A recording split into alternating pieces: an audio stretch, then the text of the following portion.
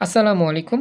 Quantum academic and admission প্ল্যাটফর্মের পক্ষ থেকে আমি মোহাম্মদ ইমরান স্যার তোমাদের সকলের সামনে উপস্থিত হয়েছি সুপার স্পেশাল এইচএসসি অর্থনীতি প্রথম পত্রের চমৎকার ৫ নাম্বার লেকচার নিয়ে। আমাদের অর্থনীতি প্রথম পত্রে যে প্রথম অধ্যায়, সেই প্রথম অধ্যায়ে আজকে ৫ নাম্বার লেকচারে আমরা স্পেশাল পরবর্তী সৃজনশীল প্রশ্ন নিয়ে আলোচনা শুরু করব। চলো শুরু করি। আমাদের আজকের যে স্পেশাল প্রশ্ন, এটা আমাদের যশোর বোর্ড ২০২২ সালে আসা প্রশ্ন। আমাদের এই যে অধ্যায়টা রানিং চলতেছে বর্তমানে, এই অধ্যায়টা হচ্ছে মৌলিক অর্থনৈতিক সমস্যা ও এর সমাধান অধ্যায়ের নাম।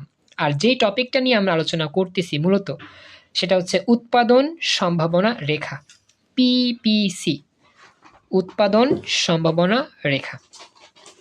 তো এখন এই উৎপাদন সম্ভাবনা রেখার আমরা বেশ কয়েকটা ক্লাসে চিত্র এঁকেছি এবং কি আমরা সমাধানও করেছি, গহ যে অপশনগুলো ছিল সেগুলো। তো আজকের ক্লাসে আমরা একটা স্পেশাল প্রশ্ন নিয়েছি, যে প্রশ্নটা থেকে আমাকে উত্তর করতে হবে একটু ডিফারেন্ট একটা বিষয়। তো আচ্ছা একটু ওয়েট করো, সরি এটা না, প্রশ্ন মনে হয়, সরি না, ঠিক আছে, হ্যাঁ এটাই সরি, হ্যাঁ প্রশ্ন এটাই। এখন কথা হচ্ছে এখানে আমাদের একটা বিষয় খেয়াল রাখতে হবে। আমরা আসলে যে বিষয়টা অনেকেই আমরা বেসিক ক্লাসে পড়ছি, এর মধ্যে একটু আমাদের কারেকশন করতে হবে। তো আজকের ক্লাসে আমরা এটার মাধ্যমে কারেকশনটা করবো ইনশাআল্লাহ। দেখো কি বলছে, একজন কৃষিবিদ ১ বিঘা জমিতে গম ও আলুর সম্ভাব্য ফলনের একটি তথ্য রেখার সাহায্যে তুলে ধরলেন। রেখাটি নিম্নরূপ, অর্থাৎ একজন কৃষক সে ১ বিঘা জমিতে গমও রোপণ করবে, আলুও রোপণ করবে। তো গম আর আলু রোপণ করা যে গ্রাফ সেটা আমরা দেখতে পাচ্ছি এখানে। এক্স অক্ষ বরাবর গমের হিসাবটা নেওয়া হচ্ছে, আর ওয়াই অক্ষ বরাবর আলুর হিসাবটা নেওয়া হচ্ছে।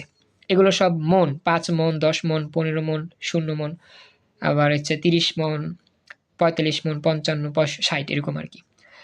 এরপর হচ্ছে যে এ বি সি ডি ই, এগুলো হচ্ছে আমাদের উৎপাদন সম্ভাবনা রেখার মেইন পয়েন্ট। আর এখানে ভেতরে একটা বিন্দু লেখা আছে এম বিন্দু। এটা হচ্ছে ওভারঅল আর কি আমাদের গ্রাফ। এখন আমাদের গ নং প্রশ্নে কি বলেছে আমরা একটু ভালো করে খেয়াল করি। হ্যাঁ, সরি গ নং না, গহ নং। গহ নং প্রশ্নে বলতেছে যে কৃষকটা উদ্দীপকে একটা কথা বলছে যে গম আর হচ্ছে গিয়ে সে আলু চাষ করতে চাচ্ছে বা করতেছে আর কি। গহ নং প্রশ্নে বলতেছে যে যদি কোনো কৃষক এই এম বিন্দুতে উৎপাদন করে তবে কি তাকে দক্ষ কৃষক বলা যায়? আর যদি বলা যায় তাহলে কেন বলা যায়? আর যদি বলা নাও যায় কেন বলা যায় না? বুঝিয়ে লেখো। আমাদের কিন্তু এই প্রশ্নের মধ্যে বলে নাই যে এম বিন্দুতে কোন একজন কৃষক আমাদের কোনো কিছু উৎপাদন করতে পারবে নাকি পারবে না। আমাদের বলছে এই কথা? বলে নাই। বলছে যে একজন কৃষক যদি এম বিন্দুতে কোনো কিছু উৎপাদন করে তাহলে তাকে কি দক্ষ কৃষক বলা যাবে? প্রশ্ন হচ্ছে যাবে কি না। যদি বলো যে হ্যাঁ স্যার যাবে, তাহলে কেন যাবে সেই যুক্তিও তোমাকে লিখতে হবে। যদি বলো যে না স্যার যাবে না, তাহলে কেন যাবে না সেই যুক্তিও তোমাকে লিখতে হবে। এখন তোমাকে একটা বিষয় বলি, প্রশ্ন কি তোমরা বুঝতে পারছো প্রশ্নে কি চাইছে? প্রশ্ন কি বুঝতে পারছো? আমি যেটা বললাম আমি তোমাকে জানাইও, প্রশ্নে যা চেয়েছে সেই প্রশ্ন কি বুঝতে পারছো কিনা। আমাদের আসলে প্রশ্ন না বুঝলে উত্তর আমরা করলেও হবে না, উল্টাপাল্টা উত্তর হবে আর কি। আগে প্রশ্ন বুঝতে হবে। আমাদের প্রশ্নে চায় নাই যে এম বিন্দুতে উৎপাদন করা যাবে কি যাবে না, এটা চায় নাই। বলছে এম বিন্দুতে যদি কোনো একজন কৃষক উৎপাদন করে, কি বলছে, এম বিন্দুতে যদি কোনো কিছু উৎপাদন করে তাহলে কি সেই কৃষকটাকে কি দক্ষ কৃষক বলা যাবে? এটা হচ্ছে প্রশ্ন। তোমরা কি একটু জানাও এই যে প্রশ্নটা আমি বললাম, ইভা, রিফাত, জয়ন্তী, তোমরা কি প্রশ্নটা বুঝতে পারছো কিনা? প্রশ্নটা আসলে কি চাইছে? জি স্যার, প্রশ্ন বুঝতে পারছি। আচ্ছা, এখন কথা হচ্ছে আমরা যখন বেসিক ক্লাসে পড়ছিলাম না যে উৎপাদন সম্ভাবনা রেখার ভেতরের দিকে এবং বাহিরের দিকে দুইটা পয়েন্ট ছিল। একটা বিষয় তোমাদের মনে পড়ে কিনা দেখো তো, যে উৎপাদন সম্ভাবনা রেখার ভেতরের দিকে কোনো বিন্দুতে উৎপাদন করা যায় কি যায় না? কি পড়ছিলাম? উৎপাদন করা যায়। উৎপাদন করা যায় পড়ছিলাম।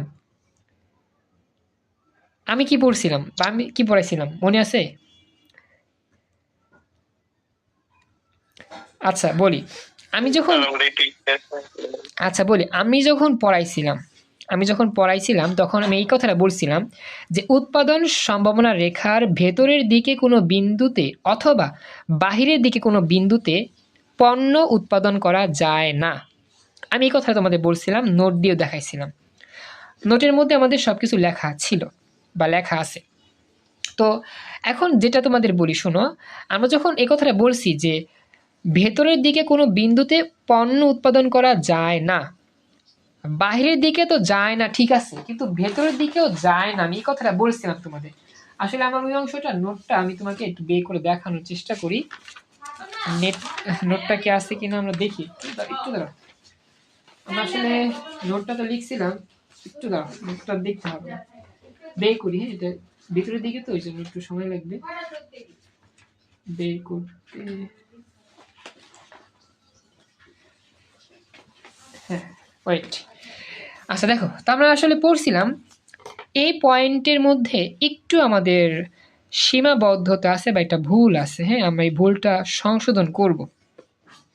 12 নম্বর পয়েন্টে তোমাদের আমি পড়াইছিলাম, হ্যাঁ, উৎপাদন সম্ভাবনা রেখার ভেতরের দিকে অবস্থিত যে কোনো বিন্দুতে উৎপাদক আসলে পণ্য উৎপাদন করতে পারে না, এই কথাটা বলছিলাম ডাইরেক্টলি, বুঝছো? আসলে এই কথাটা এইভাবে বলা উচিত না, একটু অন্যভাবে বললে এটা ভুল হয় না, যদিও এটা তেমন ভুল না, তারপরও ভুল ধরতে পারে অনেকে। আমি তোমাদের বলি, আমরা জানি উৎপাদন সম্ভাবনা রেখার ভেতরের কোনো বিন্দুতে এবং বাহিরের কোনো বিন্দুতেই পণ্য উৎপাদন করা যায় না, এটা আমি বলছিলাম, প্রথমে শিখাইছিলাম। কিন্তু আমি যখন দেখলাম উত্তরটা এভাবে লেখাটা উচিত না, মনে রাখবা উত্তরটা এভাবে লেখা উচিত যে উৎপাদন সম্ভাবনা রেখার ভেতরের দিকে অবস্থিত যে কোনো বিন্দুতে উৎপাদক পণ্য উৎপাদন করতে চাইলেও পারে না। এটা আসলে এভাবে লেখা উচিত যে পণ্য উৎপাদন করতে চাইলেও পারে না। আসলে সরাসরি যদি বলি পণ্য উৎপাদন করা যায় না, তাহলে আসলে ঠিক হবে না, লিখতে হবে যে উৎপাদন সমান রেখার ভেতরে কোনো বিন্দুতে উৎপাদক পণ্য উৎপাদন করার মতো যৌক্তিকতা খুঁজে পায় না। পণ্য ভেতরের দিকে উৎপাদন করা যায়, সত্যি কথা বলতে উৎপাদন করা যায়, তবে সেই বিষয়টা আসলে ক্ষতি হয়। উৎপাদন রেখার বাইরে বিন্দু হয় কিভাবে স্যার?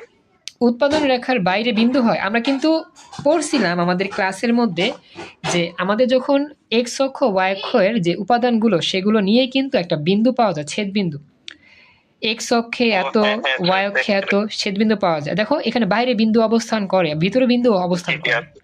মনে আছে এখন? তাহলে এখন কথা হচ্ছে যে আমরা কিন্তু যে কোনো উৎপাদন রেখার ভেতরের দিকেও চাইলে উৎপাদন করতে পারি, কিন্তু এটা আমাদের ক্ষতি হবে।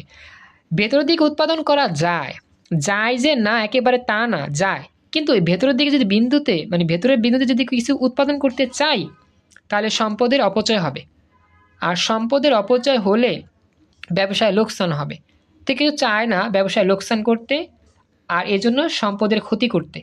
তো যে কোনো উৎপাদক উৎপাদন রেখার ভেতরের যে কোনো জায়গাতে উৎপাদন করতে পারবে, চাইলে পারবে, কিন্তু সে করবে না। কি বললাম? যদি সে চায় ভেতরের দিকে উৎপাদন করতে পারবে, তার এই সামর্থ্য আছে, কিন্তু সে এটা করবে না। কেন করবে না? ভেতরের দিকে পণ্য উৎপাদন করলে পণ্যগুলো নষ্ট হবে, অপচয় হবে, পণ্যগুলো মার্কেটে সেল হবে না, তার কষ্টগুলো বৃথা যাবে, তার যে ব্যবসা লস সেটা বেশি হবে বা লস হয়ে যাবে ব্যবসা। এজন্য ভেতরের দিকে কোনো উৎপাদক চাইবে না উৎপাদন করতে। সে উৎপাদন করার সামর্থ্য রাখে, ভেতরের দিকে উৎপাদন করার সামর্থ্য রাখে, কিন্তু এই উৎপাদন করলে তার বিজনেসে ক্ষতি হবে, এজন্য সে উৎপাদন করবে না। কথাটা কি ক্লিয়ার বুঝতে পারছো ইভা, জয়ন্তী, রিফাত? এটা আমাকে জানাও। মানে আমি প্রথমে বলছিলাম যে করতে পারে না, আসলে এই কথাটা উচিত না, বলতে হবে যে করতে চাইলেও করে না, মানে করার সামর্থ্য রাখে কিন্তু করে না। কেন করে না? সম্পদের ক্ষতি হয়, সম্পদের ক্ষতি কেউ করতে চায় না। এখন আমি সাজায় লিখবো, কিভাবে লিখবো? গহনকে লিখতেছি, চাইলে তুমি চিত্র দিতে পারো। এখানে আসলে চিত্রটা যে দিতে বলছে এমন না, যদি দিতে পারো ভালো। কি বলছে খেয়াল করো, কোনো কৃষক যদি এম বিন্দুতে উৎপাদন করে তবে তাকে দক্ষ কৃষক বলা যাবে না। নিচে তার কারণ ব্যাখ্যা করা হলো। এখন বলবা স্যার কেন দক্ষ কৃষক বলা যাবে না?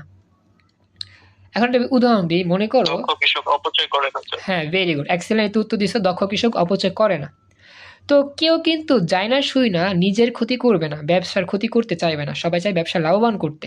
তো দক্ষ কৃষক তো বুদ্ধিমানের কৃষক, সে কিন্তু কখনোই বুদ্ধিহীন জ্ঞানহীন মানুষের মতো কাজ করবে না। সে জানে এই কাজটা করলে তার এবছর সম্পদের ক্ষতি হবে, বিজনেসে প্রচুর লস হবে, তো চাইবে না এই কাজটা করতে।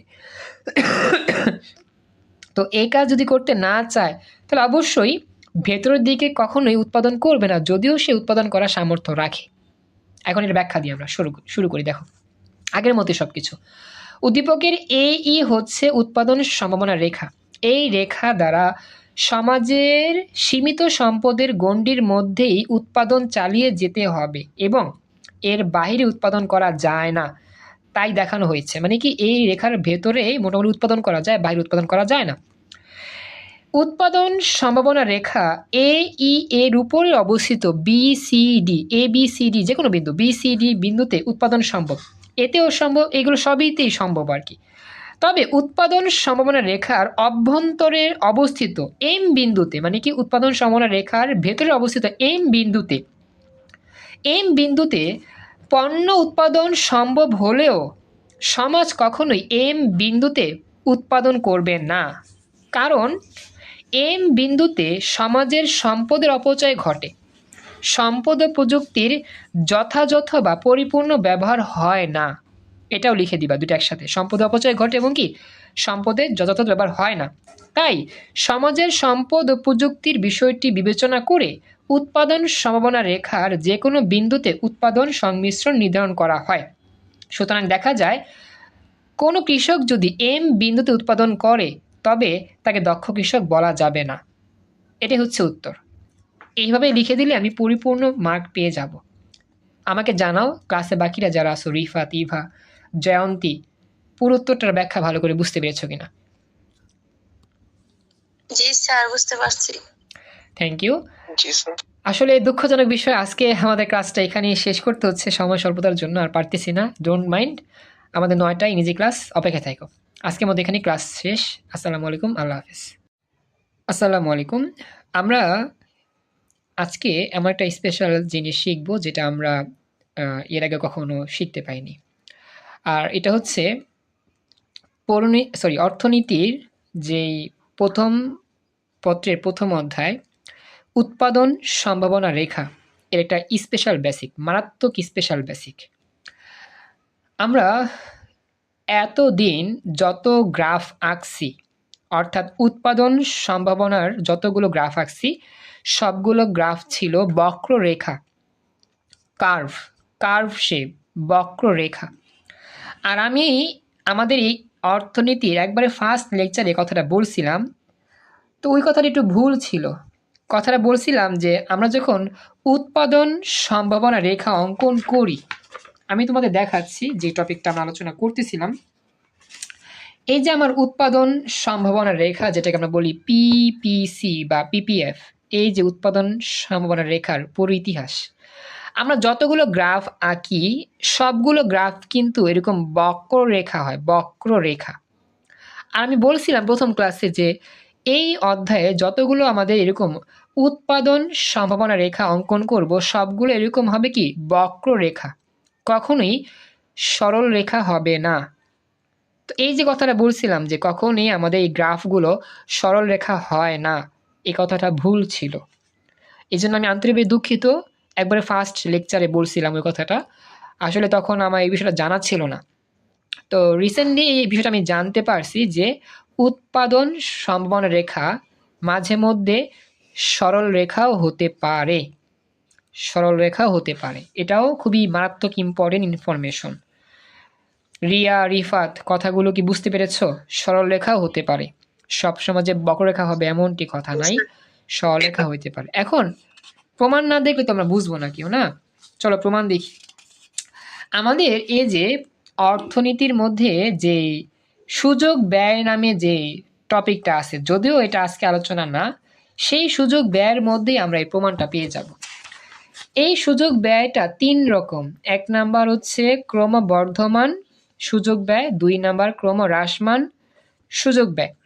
দেখো এটা হচ্ছে আমাদের বাঁকানো গ্রাফ বা বক্ররেখা, এটা কিন্তু বাঁকানো গ্রাফ বা বক্ররেখা, কিন্তু 3 নাম্বারটা ইন্টারেস্টিং।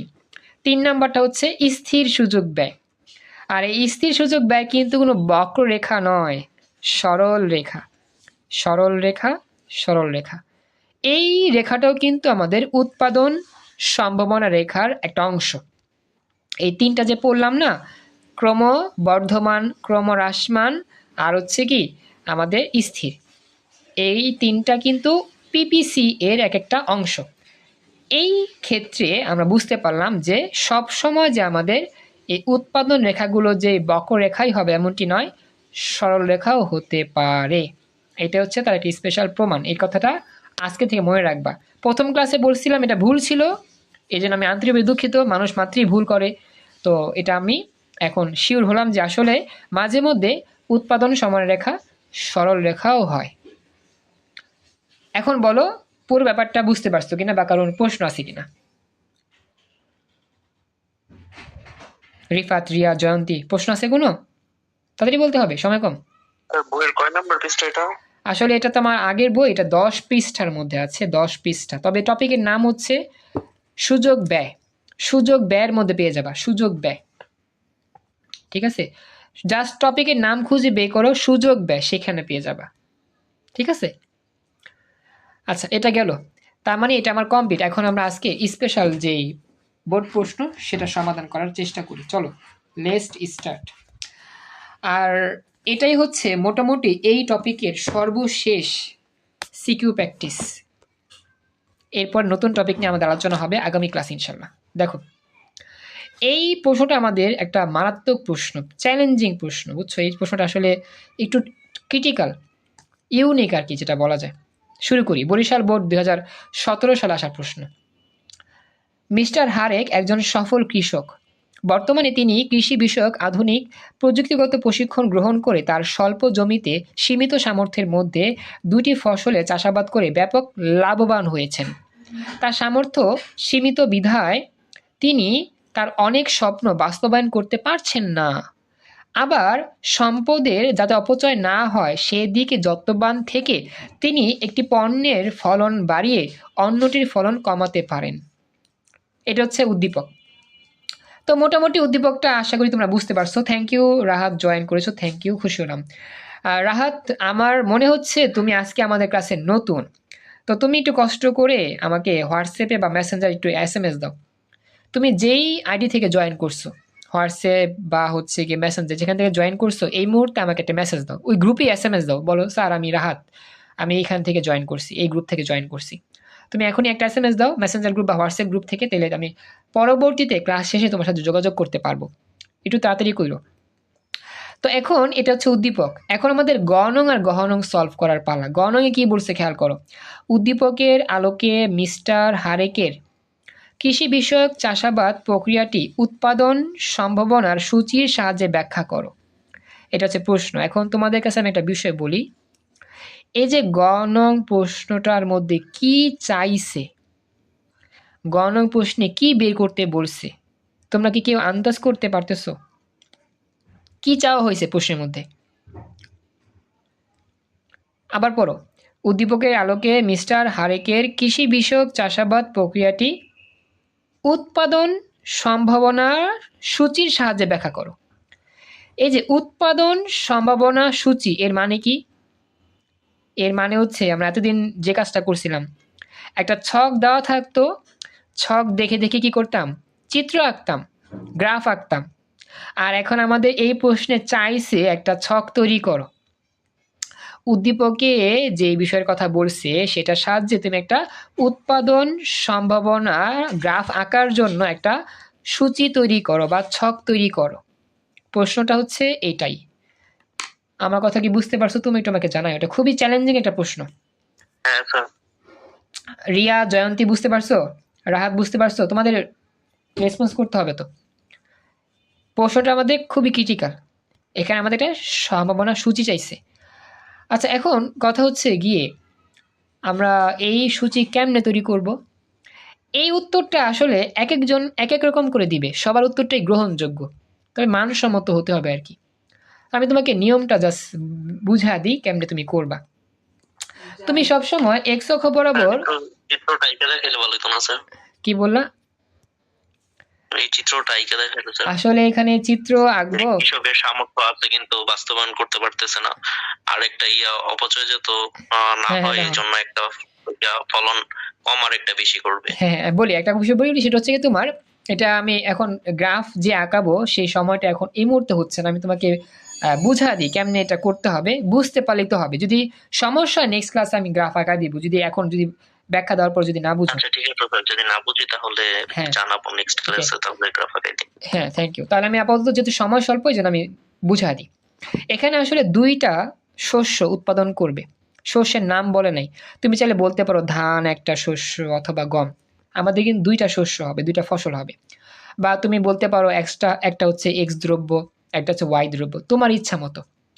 আর আমরা জানি আমাদের একবারে প্রথম দিকে যখন পড়ছিলাম, আমাদের যে ছকগুলো ছিল না, ছকগুলোর মধ্যে কিন্তু তোমার ছিল, ওই প্রান্তবিন্দু ছিল। দেখো আমরা কিন্তু জানি আমাদের পরীক্ষাতে ছক দেওয়া থাকে, ছক থেকে গ্রাফ আঁকতে হয়, কিন্তু আমাদের আসলে এখানে গণন প্রশ্নে এইরকম একটা ছক তৈরি করতে হবে যেখানে দুই রকম দ্রব্য থাকবে, এক্স দ্রব্য নামে কিছু থাকবে, আবার ওয়াই দ্রব্য নামে কিছু থাকবে, আবার এদের প্রান্ত বিন্দু থাকবে, যেমন এ বি সি ডি ই এরকম থাকবে আর কি। তো এই বিষয়গুলো তুমি নিজের মতো করে নিবা, অর্থাৎ তুমি নিজের মতো করে এক্স দ্রব্যের মানগুলো নিতে পারো, নিজের ইচ্ছা যে কটা নিতে চাও নিতে পারো, আবার ওয়াই দ্রব্যের মানটাও নিবা ওরকম ভাবে, যে কটা নিতে চাও নিতে পারো, মানে এটা তোমার নিজের ইচ্ছা মতো নিবা আর কি। একটা হবে কম, একটা হবে বেশি, একটা হবে কম, একটা হবে বেশি, এরকম আর কি, এরকম রেঞ্জে, মানে ঠিক এরকম একটা হবে, ছক হবে। এখন আমি তোমাকে বুঝা দিই উত্তরের মধ্যে কি হবে লিখছে এটা, তারপর যদি না বুঝাও দেন আমি নেক্সট ক্লাসে অপেক্ষা তোমাকে বুঝা দিব, সমস্যা নেই, কোনো প্রবলেম নেই। দেখো উত্তরটা কি হবে আমাদের এখানে করা হচ্ছে, আমরা একটু খেয়াল করি। এটা হচ্ছে গণং, জাস্ট একটু মনোযোগ দিও। হ্যাঁ, বলতেছে উদ্দীপকে মিস্টার হারেকের কৃষি বিষয়ক চাষাবাদ প্রক্রিয়াটি উৎপাদন সম্ভাবনা সূচির সাহায্যে ব্যাখ্যা করা হলো। দেখো এটা কাল্পনিক কিন্তু বাস্তবিক না, উৎপাদন সম্ভাবনার সূচিটা কাল্পনিক, কারণ এক একজন এক এক রকম বলবে, সবাটা সেম হবে না। প্রথমে লিখবা সংমিশ্রণ, সংমিশ্রণ না বললে তুমি বলতে পারো প্রান্তবিন্দু, এটা বলতে পারো। সংমিশ্রণ মানে কি, যেই বিন্দুতে এক্স এর মানও পাওয়া যাবে, ওয়াই এর মানও পাওয়া যাবে। মানে কি, তুমি একটা বিন্দু নিবা, যেই বিন্দুতে তুমি এক্স দ্রব্য উৎপন্ন করবা এত একক, অথবা ওয়াই দ্রব্য উৎপন্ন করবা এত একক, এটাই আর কি। এক্স দ্রব্য বলতে ধান, ওয়াই দ্রব্য বলতে পাট, এরকম বলতে পারো। তুমি চাইলে এখানে এক্স দ্রব্য ওয়াই দ্রব্য না দিয়ে লিখতে পারো ধান উৎপাদন, পাট উৎপাদন, গম উৎপাদন, ভুট্টা উৎপাদন, মানে দুই রকম ফসল উৎপাদন করবা। সংমিশ্রণ বিন্দুগুলো তুমি এ এল এম এন বি না লিখে এ বি সি ডি ইও লিখতে পারো। তুমি এখানে যা যা লিখবা নিচে হুবহু তাই তাই ব্যাখ্যা দিয়ে বলবা, উত্তর শেষ। আমার কথা বুঝতে পারছো কিনা? জি স্যার। ওকে, বাকি রেসপন্স করবে, এখানে যাই লিখবা আগে পিছে করতে পারবো না, সংমিশ্রণ এক্স এর মান এক্স এর দ্রব্য এর দ্রব্য, হ্যাঁ এটা করতে পারবা। করতে পারবো না। হ্যাঁ তুমি চাইলে প্রথমে এক্স দ্রব্য আগে লেখো, পরে ওয়াই দ্রব্য, পরে সংমিশ্রণ করতে পারো, এগুলো আলাদা বেশি কোনো সমস্যা নেই, তোমার ইচ্ছা, তুমি যেভাবে চাও সেভাবে করবা। এখন বলি তো আমরা কি লিখবো, প্রথমে লিখবো এক্স দ্রব্য, পরে লিখবো ওয়াই দ্রব্য, তারপর সংমিশ্রণ, বা তুমি চাইলে সংমিশ্রণ আগে লেখো, যেমনি লিখছি আমি সেমনি বুঝা দিই। তো লিখবা কি A B C D E, C এর মতো লিখো, সমস্যা নেই। আচ্ছা এখন এক্স দ্রব্যের মানটা ইচ্ছা মতো নাও, প্রথমে নিতে হবে শূন্য, মনে রাখবা সবসময় শূন্য দিয়ে শুরু করতে হবে। প্রথম যে দ্রব্য থাকবে ধান হইতে পারে, গম হইতে পারে, সবগুলো কি হবে শূন্য দিয়ে শুরু করবা, শূন্য। এখন পরবর্তী লাইনটা তুমি 10 বাড়াইতে পারো, 20 বাড়াইতে পারো, তোমার ইচ্ছা, এটা তোমার ইচ্ছা মতো। তো এখানে শূন্যের পরে লিখছে 20, তুমি লিখতে পারো 10, 25, 30, ইচ্ছা।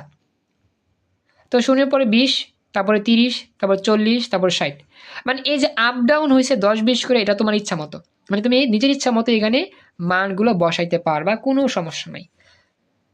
ক্লাসে সবাই বলো ব্যাপারটা বুঝছো কিনা, নিজের ইচ্ছা মতো বসাবা, বুঝছো? জি স্যার। তবে এখানে 100-এর মধ্যে রাখাই ভালো, 0 থেকে 100-এর মধ্যে, 100 বাইরে গেলে একটু বড় হয়ে যেত গ্রাফ, এই জন্য আর কি, গ্রাফ আঁকতে হবে গণন আবার, তো 100-এর মধ্যে রাখাই হচ্ছে কি সর্বোত্তম। এরপরে ওয়াই দ্রব্য কি করবা জানো, ঠিক উল্টায় দিবা, 60, 40, 30, 20, 0, মানে এই 60 লিখবা প্রথমে, তারপরে এই 40 লিখবা, তারপরে লিখবা 30, তারপরে হচ্ছে 20, তারপরে 0। মানে কি এইখান থেকে লিখে এখানে গেছো না, আর ওয়াই দ্রব্যে হবে কি নিচ থেকে লিখে উপরের দিকে যাবা, এই যে নিচ থেকে লিখে উপরের দিকে যাবা। এটা হচ্ছে সূচি আঁকার নিয়ম। রিয়া, জয়ন্তী, তারপর হচ্ছে গিয়ে আরেকজনকে রাহাত, বুঝতে পারছো ব্যাপারগুলো? একটু আমাকে জানাতে হবে প্লিজ, একটু কথা বলো। Sir okay, thank you. তো এই হচ্ছে বিষয়টা, আমাকে নিজের মন মতো ধরলেই হবে। এখন যেভাবে ধরো 10, 20, 30, 40, 50, 60 নিতে পারো। 0 প্রথমে 0 হবে, কিন্তু 0, 10, 20, 30, 40 শেষ। তাহলে লিখবা কি 40, স্যার এটা কি 30। পাঁচটাই হবে স্যার? এটা 5টা। ঘরগুলা? আচ্ছা ঘরগুলো 5টা নাও, 6টা নাও, 7টা নাও, 8টা, 10টা, 20টা, 30টা, তুমি ইচ্ছা তোমার যতগুলো নিতে মন চায় আর কি। কমপক্ষে 5টা নিলে ভালো আর কি, বুঝছো? এত বড় করা তো কোনো প্রয়োজন নেই। জি স্যার, এমনি পরীক্ষার সময় তো এমনি কম থাকবে। হ্যাঁ, সময় কম থাকবে, তো এত বড় করার কোনো প্রয়োজন নেই। 5টা হলেই সর্বোচ্চ, না সুন্দর আর কি। ওকে চলো, এবার ব্যাখ্যা দিতে হবে আমাদের। ব্যাখ্যা কি লিখতে হবে দেখো তো। উদ্দীপকের মিস্টার হারেকের স্বল্প জমিতে সীমিত সামর্থ্যের মধ্যে এক্স ও ওয়াই দ্রব্যের চাষাবাদ সংমিশ্রণ দেখানো হয়েছে। তালিকায় দেখা যায়, প্রথমে তুমি দেখো এ বিন্দুর কথা বলবা, পরে এ বিন্দু, এ বিন্দু, এ বিন্দু, এ বিন্দু, সি এর মতো বলে যাও। তালিকা দেখা যায় এই যে এই এ বিন্দু আর হচ্ছে বি বিন্দুর জন্য ডিফারেন্ট হবে। কেন? এ বিন্দুর জন্য এক্স দ্রব্যটা 0 হয়, ওয়াই এর মানটা পাওয়া যায়, আর বি বিন্দুর জন্য ওয়াই এর মানটা 0 হয়, এক্স এর মান পাওয়া যায়। এই জন্যই এই দুটা বিন্দু একটু ভিন্নভাবে বলতে হবে। লিখতে হবে কি, তালিকায় দেখা যায় এ বিন্দুর জন্য বা এ সংমিশ্রণের জন্য শুধুমাত্র আমি ওয়াই দ্রব্য উৎপাদন করতে পারবো 60 একক। কারণ এ বিন্দুর জন্য এক্স দ্রব্য উৎপাদন করা যাবে না, ওয়াই দ্রব্য 60 একক উৎপাদন করা যাবে। ব্যাপারটা বুঝতে পারছো কিনা? আসসালামু আলাইকুম। আমাদের অর্থনীতির স্পেশাল ক্লাসে আমরা যতটুকু পড়ছিলাম সেই অংশ থেকে আমরা শুরু করতেছি। একটা উদ্দীপক এখানে লেখা আছে। তো উদ্দীপকের মধ্যে একটা মানে বাংলা লেখা আছে। বাংলাটা হচ্ছে, মিস্টার হারেক একজন সফল কৃষক। বর্তমানে তিনি কৃষি বিষয়ক আধুনিক প্রযুক্তিগত প্রশিক্ষণ গ্রহণ করে তার স্বল্প জমিতে সীমিত সামর্থ্যের মধ্যে 2টি ফসলের চাষাবাদ করে ব্যাপক লাভবান হয়েছেন। তার সামর্থ্য সীমিত বিধায় তিনি তার অনেক স্বপ্ন বাস্তবায়ন করতে পারছেন না। আবার সম্পদের যাতে অপচয় না হয় সেদিকে যত্নবান থেকে তিনি একটি পণ্যের ফলন বাড়িয়ে অন্যটির ফলন কমাতে পারেন। আমরা কিন্তু আমাদের যতটুকু ক্লাসে রেকর্ড করা হয়েছিল অতটুকুই আমরা এগুলো আলোচনা করছিলাম। তারপর আজকে যেহেতু অনেকদিন পর শুরু করতেছি, এই জন্য একটু রিভিশন করলাম আর কি, উদ্দীপক পড়াইলাম। আমরা গ আর গহ নংটা নিয়ে আলোচনা করার চেষ্টা করতেছি বা করব। এখন কথা হচ্ছে, আমাদের এই গ আর গহ নংটা একটু ট্রিকি, একটু ইউনিক প্রশ্ন। কারণ কি, আমাদের গ নংয়ে যেটা চাইছে, মনোযোগ দাও, উদ্দীপকের আলোকে মিস্টার হারেকের কৃষি বিষয়ক চাষাবাদ প্রক্রিয়াটি উৎপাদন সম্ভাবনার সূচির সাহায্যে ব্যাখ্যা করো। এখানে চাইছে কি, চাইছে হচ্ছে একটা সম্ভাবনার সূচি আঁকতে হবে। সম্ভাবনার সূচি মানে কি আমি এটাও পড়াইছিলাম, যদিও আজকে অনেকে নতুন, তারপর বলতেছি। সম্ভাবনার সূচি মানে হচ্ছে একটা ছক আঁকতে হবে, যেই ছকের মধ্যে তোমার 2 রকম ফসল থাকবে, এক্স দ্রব্য, ওয়াই দ্রব্য, ধান, গম, লিচু, আম, ভুট্টা, হাবিজাবি ইত্যাদি আর কি সংমিশ্রণ বিন্দু থাকবে। মানে সম্ভাবনার সূচি বলতে আমরা যেটা বুঝি, পরীক্ষা যেটা দেওয়া থাকে, আমরা সবসময় পরীক্ষায় দেওয়া থাকে এরকম একটা সম্ভাবনার সূচি দেখতে পাই। যেমন হচ্ছে A B C D E F বিন্দু দেওয়া থাকে, এক্স দ্রব্য, ওয়াই দ্রব্য দেওয়া থাকে, এত একক এত এত লেখা থাকে, এগুলো আমরা জানি। কিন্তু আমাদের এটা উদ্দীপকে দেওয়া থাকে। প্রতিটা সৃজনশীলে আমরা কিন্তু এরকম দেখি, দেখো প্রতিটা সৃজনশীল এরকম সম্ভাবনার ছক আঁকা আছে বা সূচি লেখা আছে। কিন্তু আমাদের এই যে প্রশ্নটা বলতেছে, যেটা আমাদের বরিশাল বোর্ড 17 সালে আসা স্পেশাল প্রশ্ন, সেখানে কোনো সূচি লেখা নাই। আমাদের আসলে সূচি আঁকতে হবে। গণনে চাইছে কি, সম্ভাবনার সূচি অঙ্কন করে তার ব্যাখ্যা করো যে এই কৃষকটা কিভাবে তার ফলনগুলো ফলাইছিল তার কৃষিক্ষেত্রে বা তার জমিতে। এটা আমার গণনে চাইছে। সবাই কি প্রশ্ন বুঝতে পেরেছো? একটু আমাকে জানাও গণন প্রশ্নটা বুঝতে পারলা কিনা। জি স্যার, বুঝছি। আচ্ছা, এখন কথা হচ্ছে এই উত্তরটা কিন্তু সবার ভিন্ন ভিন্ন হবে, একরকম হবে না। এক একজন এক এক রকম একক নিয়ে সাজাবা। আমি তোমাকে দেখা দিই, এখানে উত্তরটা যেখানে লেখা আছে আমি সেই উত্তরটা দেখা দিই। এখানে উত্তরে লেখা আছে, মনে করো একজন স্টুডেন্ট তার মন মতো করে একটা ছক বানাইছে, যেখানে বলতেছে সংমিশ্রণ বিন্দু থাকবে এ এল এম এন বি, বা তুমি বলতে পারো যে সংমিশ্রণ বিন্দু এ বি সি ডি ই, তোমার ইচ্ছা মতো। অথবা লেখছে এখানে এক্স দ্রব্য ওয়াই দ্রব্য, তুমি লিখতে পারো ধান, গম, পাট, লিচু ইত্যাদি ইত্যাদি, তোমার ইচ্ছা মতো, মানে দুই রকম শস্য হবে।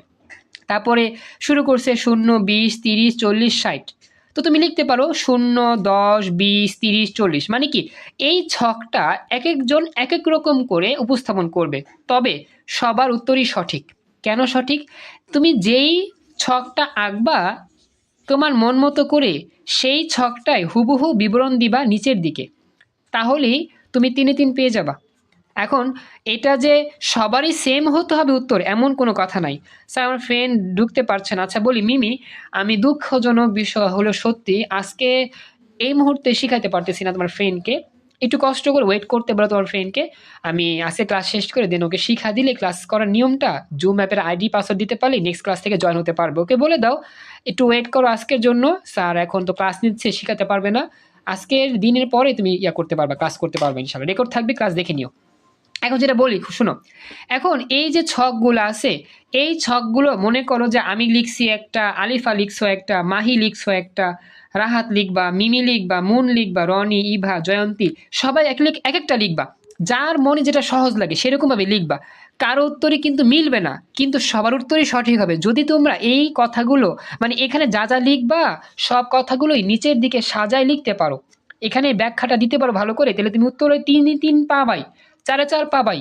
আমার কথা কি বুঝতে পারছো? জি স্যার বুঝছি। ওকে, আমরা চলো শুরু করি। তো আমরা কি লিখবো? আমরা লিখবো উদ্দীপকের আলোকে মিস্টার হারেকের কৃষি বিষয়ক চাষাবাদ প্রক্রিয়াটির সম্ভাবনা সূচি নিচে আঁকা হলো। তো লিখবা সম্ভাবনা, দেখছে লিখছে কিন্তু কাল্পনিক, হ্যাঁ এটা কিন্তু বাস্তব না। কাল্পনিক মানে কি এক একজন এক এক রকমের কল্পনা করবে, তারা লিখে দিচ্ছে এটা কাল্পনিক সূচি। চল শুরু করলাম। তো তুমি লিখছো সংমিশ্রণ বিন্দু এ বি সি ডি ই, মনে করতেছি এক্স দ্রব্য এরকম ওয়াই দ্রব্য এরকম, মনে রাখবা এক্স দ্রব্য যা লিখবা ওয়াই দ্রব্য হবে ঠিক উল্টা, অর্থাৎ এক্স দ্রব্য লিখছো 0, 20, 30, 40, 60, আর ওয়াই দ্রব্য হবে কি 60, 40, 30, 20, 0, উল্টা যাবে 60, 40, 30, 20, 0, এইভাবে লিখবা, তাহলে আমাদের ইজি হবে। এখন ব্যাখ্যায় আসি আমরা। তোমরা কি ছকটা বুঝতে পারছো না? ছকটাকে আঁকতে পারবা না সবাই? বুঝে বুঝে পারবা তো? জি স্যার। আচ্ছা এটা গেল, এরপরে পরবর্তী আমরা ব্যাখ্যা কি লিখবো, ব্যাখ্যাটা ভালো করে খেয়াল রাখবা। এখানে আমাদের দুইটা জায়গার মধ্যে ব্যাখ্যা একটু ডিফারেন্ট, সেই ডিফারেন্টটা কি, যখন এ সংমিশ্রণ বিন্দু তখন কিন্তু এক্স দ্রব্য উৎপাদন করা যায় না, শুধু ওয়াই দ্রব্য উৎপাদন করা যায় 60 একক। আবার যখন তুমি লিখতেছো এখানে বি সংমিশ্রণ বিন্দু, সেখানে কিন্তু আবার ওয়াই দ্রব্য উৎপাদন করা যায় না, এক্স দ্রব্য উৎপাদন করা যায় 60 একক। এই কথাটা লিখতে হবে কিন্তু আমাদের এল এম এন এই তিনটা বিন্দুতে এক্স দ্রব্য উৎপন্ন করা যায়, ওয়াই দ্রব্য উৎপন্ন করা যায়, কারণ কি এক্স দ্রব্যের মানও আছে, ওয়াই দ্রব্যের মান আছে, কম বেশি থাকুক সমস্যা নেই। কিন্তু এ আর বি বিন্দুর জন্য কিন্তু এক্স দ্রব্যের মান 0 হয়, আবার এখানে ওয়াই দ্রব্যের মান 0 হয়। তার মানে কি এ আর বি বিন্দুতে যে কোনো একটি ফসল তুমি ফলন করতে পারবা বা লাগাইতে পারবা, একটি শস্য রোপণ করতে পারবা, আর একটা পারবা না। কথাটা খেয়াল রেখো, শুধুমাত্র এ আর বি বিন্দুর জন্য শুধুমাত্র একটা দ্রব্যই উৎপাদন করতে পারবা, আরেকটা পারবা না, একটা পারবা আরেকটা পারবা না, এই কথাটা ভালো করে লিখে দিতে হবে, আদারওয়াইজ ব্যাখ্যা হবে না। কথা কি বুঝছো আমার যা বললাম?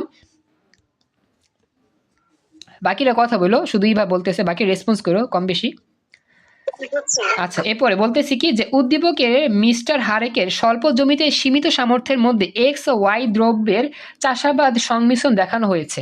তালিকা দেখা যায় এ সংমিশ্রণে শুধু ওয়াই দ্রব্য 60 একক উৎপাদন করতে পারে এবং বি সংমিশ্রণে শুধু এক্স দ্রব্য 60 একক উৎপাদন করতে পারে। দেখছো এই কথা লিখে দিতে হবে কিন্তু প্রথমেই, যে এ সংমিশ্রণে ওয়াই দ্রব্য 60 একক পারে আর বি সংমিশ্রণে শুধু এক্স দ্রব্য 60 একক পারে।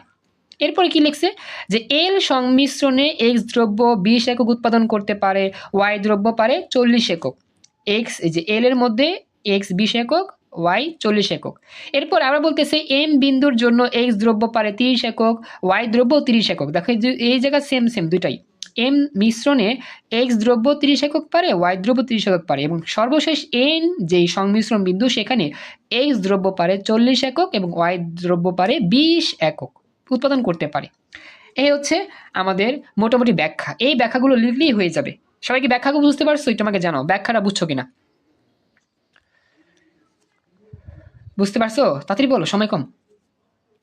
বাকিরা বুঝতে পেরেছো কি? জি স্যার বুঝছি। আচ্ছা, একজনে কথা বলো আর বাকিরা চুপচাপ থাকলে হবে, সবাইকে কথা বলতে হবে। আচ্ছা, এরপরে সুতরাং দেখা যায় উদ্দীপকের আলোকে প্রাপ্ত সূচি থেকে মিস্টার হারেকের উৎপাদন প্রক্রিয়াটি ব্যাখ্যা করা যায়। মানে এটা সাজায় লিখছে আর কি, উদ্দীপকের আলোকে মিস্টার হারেকের উৎপাদন প্রক্রিয়া কি ব্যাখ্যা করা যায়। আমাদের সময় খুবই কম, আমার ইংরেজি ক্লাস আছে, তারপর আমি গহন আলোচনা করে আজকে মতো এটা শেষ করি। দেখো এবার গহনাঙ্গে কি বলছে, উদ্দীপকের আলোকে প্রাপ্ত সূচি থেকে কিভাবে তা রেখাচিত্রের মাধ্যমে ব্যাখ্যা করবে। অর্থাৎ এখন আমরা লেখচিত্র আঁকবো।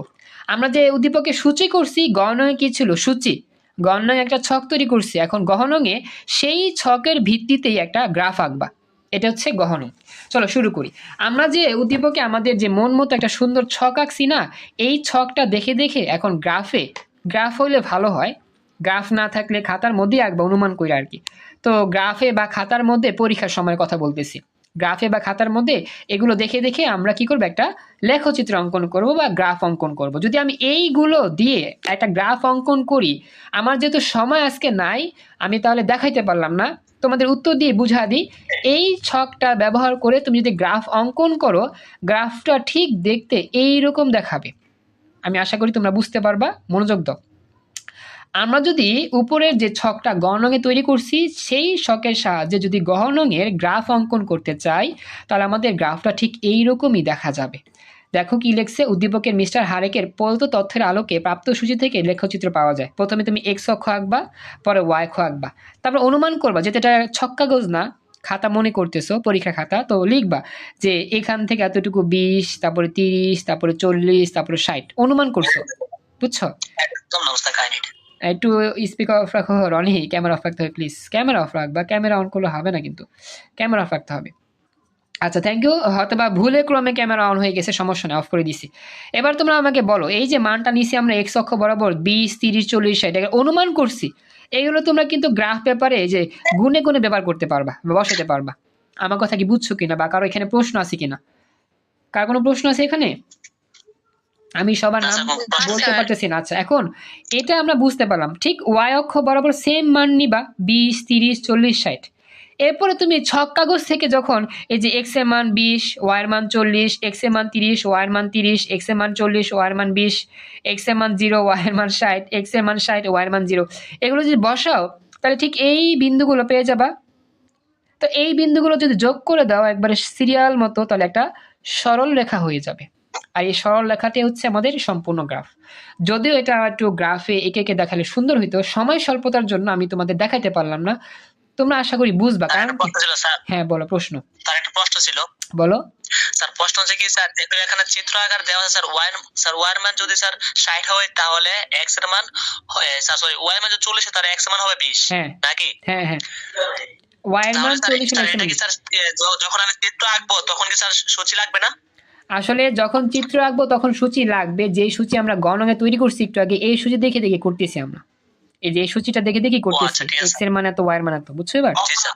ওকে, জি স্যার, জি স্যার বুঝে গেছি। Okay thank you.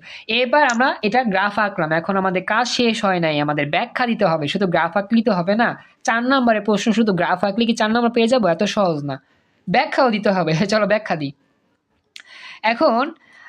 আচ্ছা একটা কথা বলি শোনো, ক্লাসে রনি উত্তর প্রশ্ন করেছে, সুন্দর হয়েছে। বাকিরা কি এই যে গ্রাফটা যে আঁকছি এগুলোকে আঁকতে পারবে না ধরে ধরে? পারবা তো বাকিরা? জি স্যার ওকে পারবো। পারবা। এবার আমি ব্যাখ্যায় যাই, ব্যাখ্যা কি বলছে। Thank you. তো উপরের চিত্রে ও এক্স অক্ষে এক্স দ্রব্য আর ও ওয়াই অক্ষে ওয়াই দ্রব্য নির্দেশ করা হয়েছে। একটি নির্দিষ্ট পরিমাণ সম্পদ ও বিদ্যমান প্রযুক্তির অধীনে এক্স দ্রব্য ওয়াই দ্রব্যে বিভিন্ন সংমিশ্রণে রেখাচিত্র দেখানো হয়েছে। এটি বানায় লিখবার কি, এখানে এ বিন্দুতে এক্স দ্রব্যের উৎপাদন 0 এবং ওয়াই দ্রব্যের উৎপাদন ও এর পরিমাণ 60 একক। মানে যে এ বিন্দুতে আমার হচ্ছে এক্স দ্রব্যটা হচ্ছে 0, ওয়াই হচ্ছে 60, মানে এটাও যে ছক যা করছিল ওরকমই আর কি। আবার এল বিন্দুতে এক্স হবে তোমার হচ্ছে 20, ওয়াই 40, এম বিন্দুতে এক্স 30, ওয়াইও 30, এটা উদ্দীপকের ছকের মতো আর কি। পারবা, আশা করি বুঝতে পারবা। এবার বলতেছে কি যে এল বিন্দুতে এক্স দ্রব্য উৎপাদন বৃদ্ধি করে 20 একক করা হলো। দেখো আমাদের প্রথমে এই যে এম বিন্দু এ ছিল, এ থেকে পরে কি এলে গেছে, তো এল বলতেছে যে এল বিন্দুতে এক্স দ্রব্যের উৎপাদন বৃদ্ধি করা হয়। প্রথমে এক্স দ্রব্য ছিল 0, পরে এক্স দ্রব্য বাড়ছে 20, এরপরে আরও বাড়ছে 30, এরপরে আরও বাড়ছে 40, এরপরে আরও বাড়ছে 60, মানে এক্সগুলো বাড়ে ওয়াইগুলো কমে যায়, এটা আর কি বিষয়। আচ্ছা, এবার বলতেছি কি যে এরপরে এল বিন্দুতে এক্স দ্রব্যের উৎপাদন বৃদ্ধি করে 20 একক করা হলো, আর ওয়াই দ্রব্যের উৎপাদন হ্রাস পেয়ে 40 একক হবে। এভাবে এম এন বিন্দুতে এক্স দ্রব্য উৎপাদন আরও বেড়ে যাবে, 30-40 একক হয়ে যাবে, আর ওয়াই দ্রব্য উৎপাদন আরও কমে যাবে, 30 একক 20 একক হয়ে যাবে। এখন এক্স দ্রব্যের উৎপাদন বাড়িয়ে আর ওয়াই এখন এক্স দ্রব্য উৎপাদন আরও বাড়িয়ে 60 একক করা হলে ওয়াইয়ের উৎপাদন 0 হয়ে যাবে, মানে এক্স দ্রব্য যখন তুমি 60 করছো ওয়াইয়ের দ্রব্য 0, মানে এখানে অবস্থান করতেছে। এখানে এ এল এম এন ও বি বিন্দু সমূহ যোগ করলে যে রেখা পাওয়া যাবে সেই রেখা হবে এবি রেখা, আর এই এবি রেখা হবে উৎপাদন সম্ভাবনা রেখা। অর্থাৎ আমরা সর্বোপরি এই যে বিন্দুগুলো পাইলাম এক্স দ্রব্য ওয়াই দ্রব্য বসা এ এল এম এন বি, এগুলো যদি সব যোগ করি তাহলে যোগ করলে যে রেখা পাবো সেগুলো হচ্ছে কি উৎপাদন সম্ভাবনা রেখা। ব্যাস হয়ে গেল আমাদের উত্তর। এবার আমাকে জানাও গহন অঙ্কটা ব্যাখ্যা বুঝতে পারছো কিনা। আমাদের 5 মিনিট ওভার হয়ে গেছে, তাড়াতাড়ি বলো, সময় কম, ইংরেজি ক্লাস শুরু করতে হবে। বুঝতে পারছি জি স্যার, বুঝতে পারছি sir. Thank you so much. তো বলি তোমাদের জন্য স্পেশাল গিফট আসতেছে প্রতি শুক্রবার, উইকলি এক্সাম। তোমরা সকল ফ্রেন্ডদেরকে নিয়ে হাজির হইও, ওই গিফটের অপেক্ষা থাইকো। আশা করি সামনের দিনগুলোতে আরো স্পেশাল চমক পাবে ইনশাল্লাহ। হ্যাঁ বল। স্যার গিফট পাবো কিভাবে স্যার? স্যার কিভাবে গিফট পাবো? পরীক্ষা ভালো করতে পারি? আচ্ছা বলি, পরীক্ষাটা একটা স্পেশাল গিফট। আচ্ছা বলি, একটু পরে বলবো। হ্যাঁ বল, মন বলো। হ্যাঁ আচ্ছা বলো, বলি বলো, আচ্ছা। তাড়াতাড়ি বলো। স্যার কিরকম আচ্ছা আচ্ছা, এটা আমি ইবার কাছে প্রশ্নটা নিই, তারপরে বলতেছি। হ্যাঁ ইবা বলো। উৎপাদন সম্ভাবনা রেখা তো বক্ররেখা হয় না, তো এখানে তো ওই যে একবারে সরলরেখা হয়ে গেছে, এটা কেন? না বলি, উৎপাদন সমানরেখা সরলরেখাও হয়, এটা আমি আলোচনা করছিলাম। এটা বক্ররেখাও হয়, সরলরেখাও হয়, এটা মেন বইতেও আছে। আমি এটা একবার ভুল ব্যাখ্যা দিছিলাম, এই জন্য দুঃখিত। এটা দুটোই হবে, সরলরেখা হবে, বক্ররেখা হবে, দুটোই হবে। সরলরেখা হয়, বক্ররেখা হয়, দুইটাই হয়। এটা আমি বক্ররেখা দুটোই হবে। হ্যাঁ ওই ক্লাসে বলছি, দুটোই হবে। দুইটাই হবে। থ্যাংক ইউ রনি, বুঝতে পারছো? দুটোই হবে। হ্যাঁ এবার বুঝতে পারছো এবার? স্যার বুঝছি। এই গ্রাফে সরলরেখা হয়েছে, এই গ্রাফে সরলরেখা আছে। এবার বলো, মুন একটা প্রশ্ন করছিলাম, মুন আর বলো তো, সময় কম, তাড়াতাড়ি বলো। স্যার পরীক্ষা নেবেন কিভাবে আর গিফট কেমন, মানে কেমন? আচ্ছা পরীক্ষা কিভাবে নিব সেটা আমি জানাবো না। হ্যাঁ পরীক্ষাটাই একটা গিফট। এখন বলি, পরীক্ষা একটা গিফট, আমি তোমাকে জানা দিব না কেন কি। এখন ইংরেজি ক্লাস, দুঃখিত, সরি আর কথা বলতেছি না, ইংরেজি ক্লাসে জয়েন করি একটু পর। আসসালামু আলাইকুম, আল্লাহ হাফেজ। স্যার